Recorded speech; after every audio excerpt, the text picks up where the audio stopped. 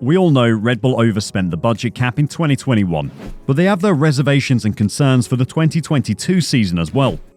At times throughout the season, they have looked unstoppable, and well, staying on top comes with a price. And maybe that price to pay could have been a bit too much again.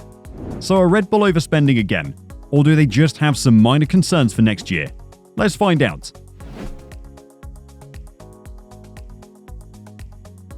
For the 2021 season, F1 established its first set of financial constraints, limiting teams to a yearly budget of $145 million. This was originally planned to decrease by $5 million per year, but additional allowances were made to account for the economic conditions and rising inflation rates in 2023. While Red Bull, Mercedes, and Ferrari have continued to dominate F1, the budget cap is expected to level the playing field over time and make the sport more sustainable. Red Bull had a successful 2022 season, winning 17 of the 22 races and clinching both championships for the first time since 2013. The team managed to edge ahead of primary competitor Ferrari over the summer months of last year, but is now facing a 10% decrease in its aerodynamic testing allotment, a punishment for exceeding the budget cap in 2021. Asked by the media how difficult it had been to sustain such form considering the pressures of the cost cap, Red Bull chief engineer Paul Monahan said, "It changed the discipline. Before, we could look at aspects that might have been bigger changes and cost us more money, and we were in an enormously privileged position to be able to consider doing it. That's changed tack a little bit, so our engineering discipline has changed to adapt those rules. What we've taken on in previous years, we just can't take on now." Monahan felt that the budget cap was a double-edged sword, as it denies us the ability to necessarily change our position within the performance ranking. But he added, "The same is true of the others. It's a discipline we've all got to enjoy. The same for everyone. Let's get on with it and see how we get on." The impact of the budget cap has forced teams to be more cautious in their car development strategy. Monahan said there was a little bit of performance that Red Bull did not bring for the RB18 car, due to spending limitations that have been introduced as the late season update in previous years. "It's just a different way to be disciplined," he said. "I suppose you could ask the question in a different way. Did we make the right parts rather than the less valuable parts to keep our development rate going? Relative to our opposition, you would think the answer is yes." Red Bull's reservations and concerns were shown in the early parts of the season. Although Verstappen went on to win the 2022 championship with 4 races to spare and a total of 15 victories, his title opponent Charles Leclerc won 2 of the first 3 events for Ferrari and might have won more in the first half of the year, but for his team's troubles with strategy and reliability. While Verstappen's Red Bull team also had early season retirements due to fuel pump issues, which meant the Dutchman missed the races Leclerc won in Bahrain and Australia. He also lost qualifying positions, including pole in Jeddah, to teammate Sergio Perez because the RB18 at the time did not suit his driving style. This was due to the car exceeding the 798kg minimum weight limit at the start of the campaign, which added understeer to a package that already had understeer due to unexpected handling issues from Pirelli's 2022 front tyres, newly constructed for the switch to 18-inch wheel rims, in slow-speed corners where ground effect cars do not perform well.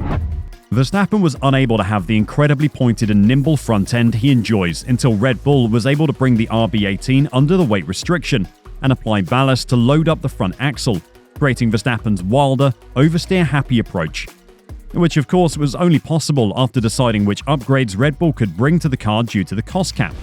Verstappen detailed how his driving style fit in with the requirements of the new ground effect cars in a recent interview, with the understeer issue noticed most when running on near-empty tanks in qualifying. Well, now it was just related to the weight of the car, he said. Being really overweight created an understeering balance, and once we started to get rid of that, it started to be more agile again. Not just twitchy, but more agile. You could really use the front end. At the end of the day, that's also how you really drive a fast car. A car cannot be fast with understeer. It's impossible. Especially with the tyres we had this year, being a bit more understeer limited as well. You cannot have a car like that. When asked how he'd learned to work around the understeer concerns, Verstappen would win 6 races in the season's first half, before the lightened RB18 really allowed him to deliver his best from the summer onwards. He replied, "To be honest, most of it came from the weight, but also the updates we did to the car helped. It was about trying to learn the tyres, trying to really understand how we can preserve them better, which hasn't been the easiest for sure. Were Red Bull's reservations to bring the updates a bit later the right decision? Well, looking purely at the statistics, it was the right decision. They were unstoppable, but at the end of the season, they dropped off a little. The updates Mercedes and Ferrari introduced throughout the season seemed to be working, and they got closer to Red Bull. Will this development continue when the new season starts in a couple of months? Will we see a three-way fight during the first Grand Prix of the season? Let us know your thoughts in the comments below. There is another elephant in the room, and that is Red Bull's power unit. As we all know, we're in the middle of a power unit freeze, meaning there can only be upgrades regarding the reliability of the engine. This can sometimes result in a horsepower gain. Such is expected for Ferrari in the upcoming season, but for most teams the engine will stay as it is. This is because of all new engine regulations starting in 2026. And one important thing to note here is that Red Bull has signed up under the name Red Bull Powertrains, and Honda has signed up individually as well. Could we see the successful partnership ending soon? Or could this be a smokescreen? Why did they even join forces altogether? Red Bull and Honda officially collaborated in 2019, and Christian Horner believes the team was eager to do everything was asked in order to make it work. According to CEO Christian Horner, Red Bull was totally willing to develop its Formula One cars around the needs of partner Honda. After a tumultuous relationship with Renault ended in 2018, Honda units were bolted into the back of the RB15 in time for the 2019 season, following a year with AlphaTauri. After the McLaren disaster, Honda powered Red Bull's Max Verstappen to the 2021 World Championship, until an unexpected retirement at the end of that season. They have, however, signed up for the 2026 rule reset, albeit this is merely to be part in creating the regulations and is not an indication of an impending return. One reason the McLaren agreement fell through was the team's demand on a size 0 design, with the power unit shoehorned in. But Horner claims Red Bull was willing to make those compromises. Absolutely, Horner said in an exclusive interview, when asked if the team was willing to accept compromises. I think the team felt that after the years of difficulties we'd been through, we suddenly had a very willing partner who was prepared to do whatever they could to extract the most performance they could, and everything was focused on performance. We could see that commitment, that desire, and the fact that it meant so much to every member of the Honda team. Honda is very much passion drive company within the racing department, and you could see that through Sakura and their design and operational team. These words sound to me like they're going to work together from 2026 onwards, just like Ferrari has predicted. What do you think? Will they work together after the new engine rules start in 2026? Let us know your thoughts in the comments below.